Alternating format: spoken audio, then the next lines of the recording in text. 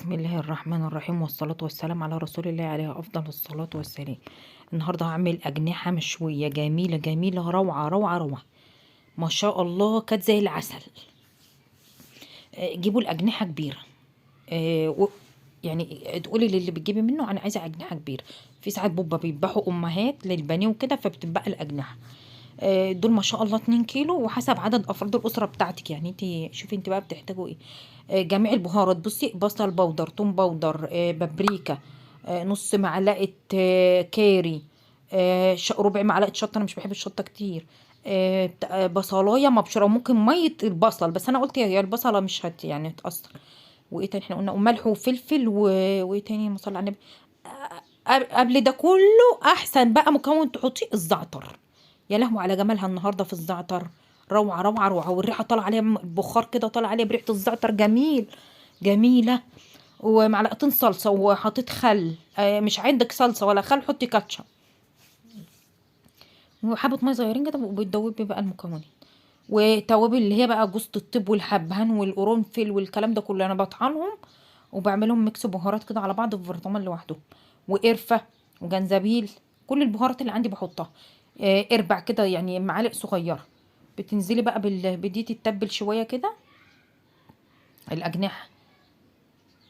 اما حطيت الخل مع الطماطم تحسي ان هي ريحه كاتشب. اه والله.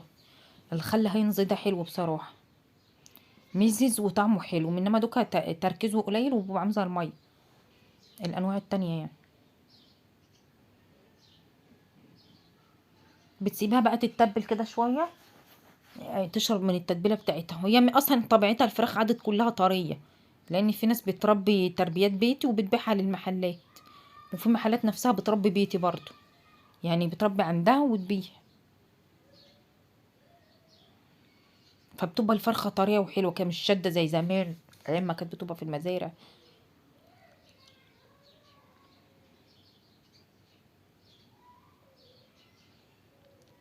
دي بهارات برضو. بطاطس سلقتها يعني 10 دقايق كده ونزلتها. ما حطيت عليها ملح فما حطيتش ملح، فحطيت بابريكا و... وقرفه وتوم باودر وبصل باودر وحبه زعتر ومعلقتين زيت. دي للبطاطس يعني، ما حطيتش عليها بقيه البهارات كلها.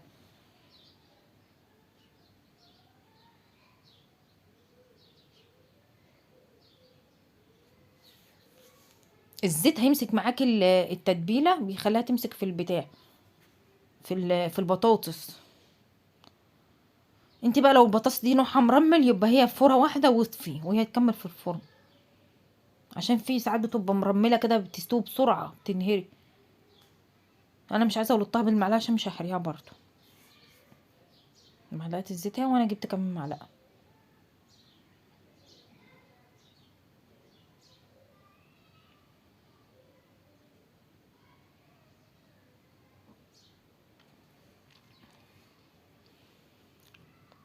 بتجيبي بقى صينيه كبيره وترص حطي فيها معلقتين زيت برضو عشان الاجنحه مش تلزق. هي ممكن ما تحطيش زيت بس انا حطيت بصراحه، هي عشان البطاطس مش تلزق، بس هي اصلا كده كده نزلت شوربتها لان هي فيها دهون. الاجنحه فيها دهون.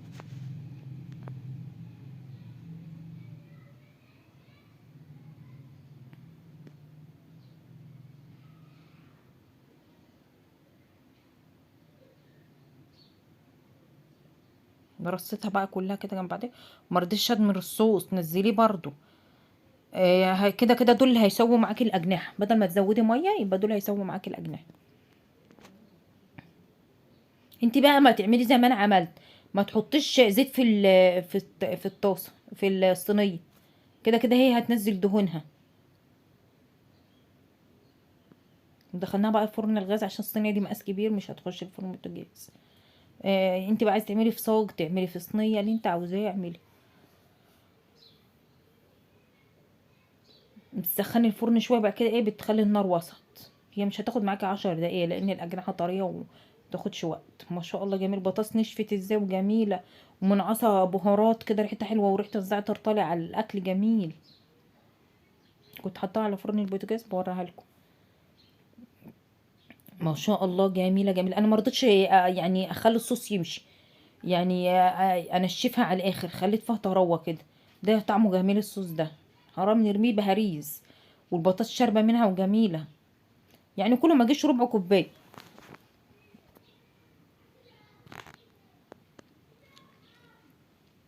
حته فحمه عشان تبقى الاجنحه مشويه وجميله، من نفس الزيت بتاعه، وتغطي على طول. معلش بقى الصينيه دي صينيه الفرن. ما شاء الله، جميله جميله جميله.